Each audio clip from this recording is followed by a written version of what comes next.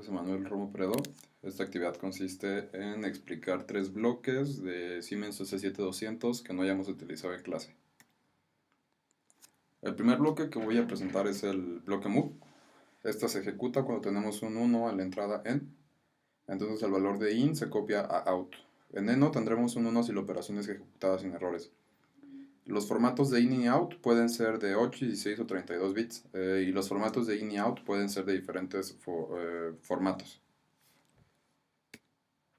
El ejemplo que vamos a utilizar para probar este código es el siguiente, donde se asignan los valores de entrada i0.0 hasta i0.7, las salidas q0.0 a q0.7. Ahí hay un error, debería ser 0.7. Voy a cambiar al simulador. Ok, entonces aquí tenemos el mismo código de hace rato, el del ejemplo. Entonces vamos a probarlo. Entonces lo que debería pasar es que las entradas directamente deberían controlar las salidas. Entonces aquí vemos que sí.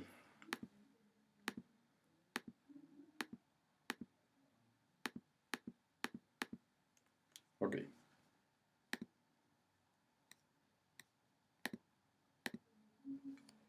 El segundo bloque que voy a explicar es el bloque swap.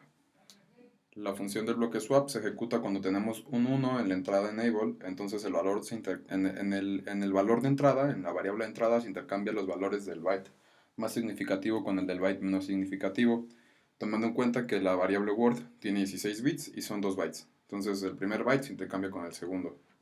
Y en eno tendremos un 1 si la operación es ejecutada sin errores.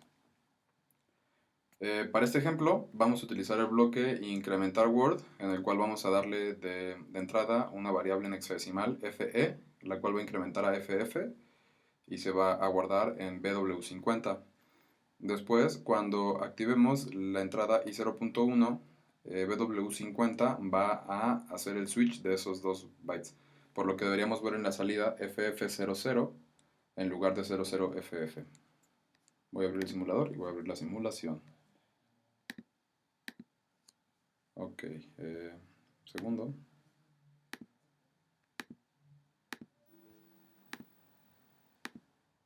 Entonces, swap.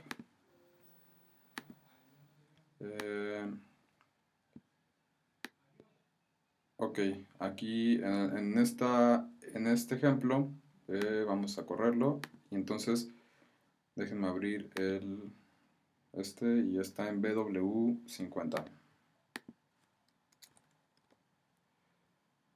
Ok, y vamos a verlo en hexadecimal. Entonces ahí está como les mostraba, 00FF. Entonces ahora al activar el i0.1, que es deberíamos ver cómo el valor cambia a FF00. Efectivamente, FF00, y al regresarlo se regresa como estaba, porque el bloque deja de funcionar. Entonces ahí lo tenemos.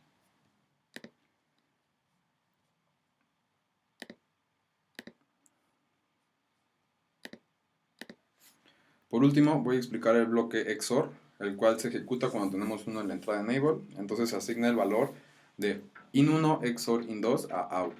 Y en eno, como en todos, tenemos una salida a 1 si la operación se ejecuta sin errores. Este es el ejemplo que vamos a probar.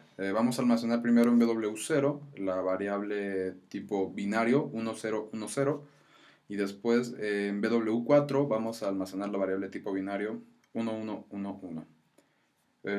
Después, cuando activemos la entrada i0.1, se va a activar el XOR, por lo que en bw8 deberíamos ver 0101, que son los valores donde tenemos 01 para los dos en la comparación. Entonces vamos a correr la simulación.